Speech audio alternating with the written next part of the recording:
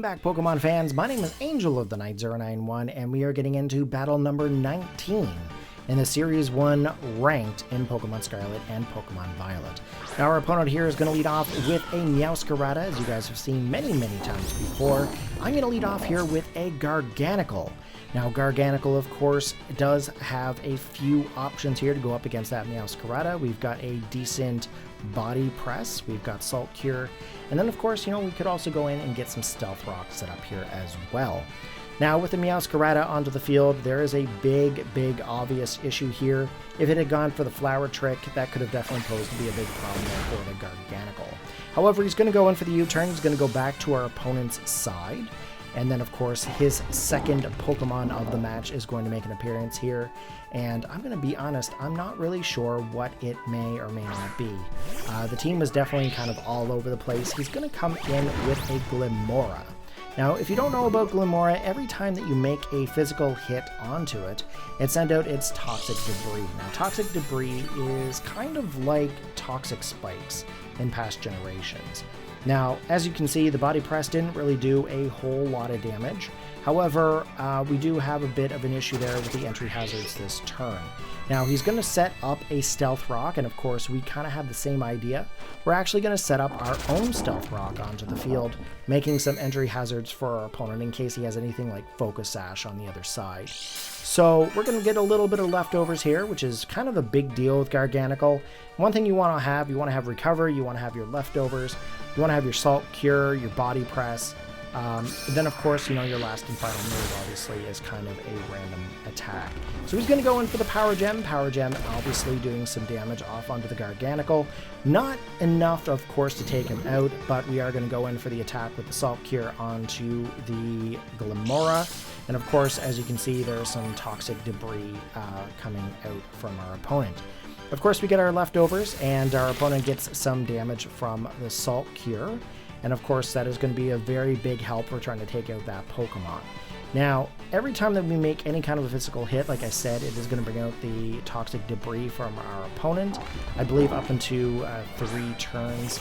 And then, of course, in comes the Meowscarada there once again onto the field to take a hit from the Glimmora.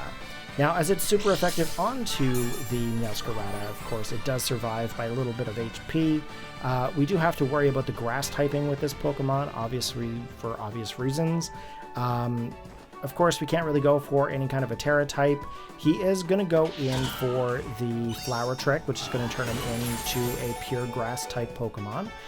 We actually managed to survive that critical hit and able to get another Salt Cure off.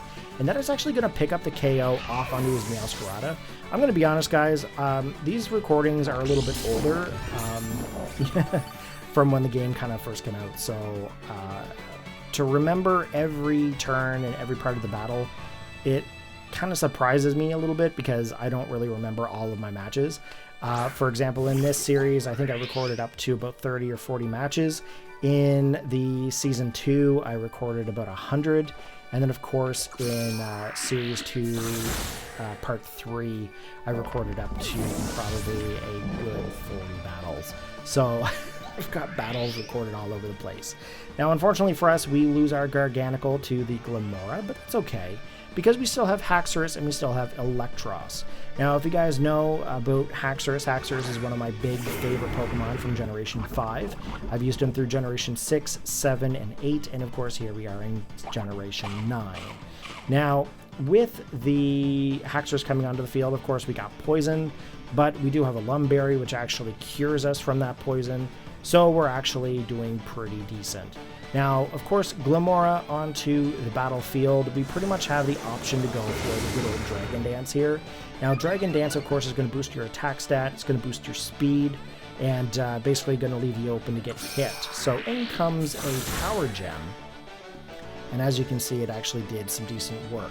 However, we are going to survive into that orange zone, basically about a third of our health, and we're able to get up the KO onto the Glimmora with an Iron Head. Now, Iron Head, I'm not a big fan of having Iron Head onto my Haxorus. And the reason being is that, big Dragon fan, I would have preferred to have more Dragon moves. But, you have to cover your type disadvantages, right? So, In comes a Dragonite. Now, Dragonite onto the field. Chances are he's probably going to go in for some sort of a Terra normal type, which seems to be a common thing in this series. We're going to go in for the Terra Steel type, which actually kind of makes sense for Haxorus if you think about it, because, I mean, the great big blades on its side of its face is... why not put a big giant blade on its head and just go in for the Iron Head, you know what I mean? In comes the Terra type with the Dragonite. Dragonite, of course, is changing its typing into the normal type. Now, one thing that I've noticed with Dragonites this generation going in for the normal typing, they're just going to go in for the Dragon Dance and then the Extreme Speed.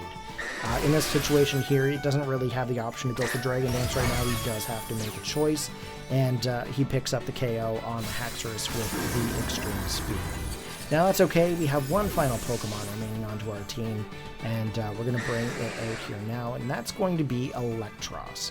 Now, Electros has been able to do some pretty decent work in previous matches, which, you know, I'm going to be honest, I never really used Electros a whole lot prior to this competition, but it's actually proven to be a very, very helpful Pokemon. Now, in comes the Dragon Dance there with the Dragonite, and of course that's going to raise its attack stat as well as its speed.